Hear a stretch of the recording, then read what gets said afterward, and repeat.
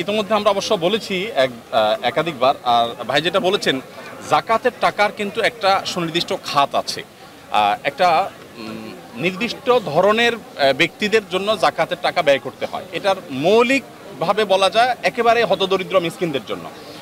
এই জন্য আমরা সবসময় বলি যে বন্যার্থদের সেবায় বা বন্যার্থদের সহযোগিতায় জাকাতের অর্থ যথাসম্ভব না দেওয়াটাই নিরাপদ। কারণ হলো বন্যার্থদেরকে যখন আমরা দিতে যাব তখন আমরা এইটা বলার সুযোগ নাই, ভাই আপনি কি ধনী না গরিব। আমি ত্রাণ দিতে গিয়ে এই ভেদাভেদটা আমি তখন করার সুযোগ নাই।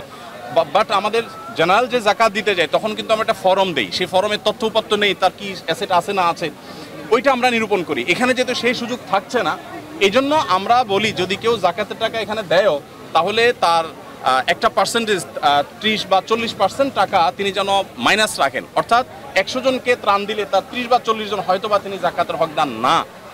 এটা মানে সর্বোচ্চ এর বেশি হওয়ার সম্ভাবনা কম আমাদের অভিজ্ঞতার আলোকে। সেজন্য বলি এটা বাদ দিয়ে রাখতে।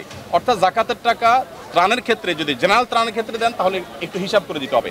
আর যদি পার্টিকুলার কোনো গরিবকে আপনি দেন তাহলে কোনো হিসাবের দরকার নেই, জাকাতটা আপনি দিতে পারবেন। অর্থাৎ একজন গরিব আপনি জানেন আপনার এলাকার বা কারোর মাধ্যমে আপনি নিরূপণ করতে পেরেছেন যে তিনি আসলে জাকাতের হকদার, তার আসলে কিছু নাই, তো তাকে অবশ্যই আপনি ত্রাণের টাকা জাকাতের টাকা থেকে দিতে পারবেন।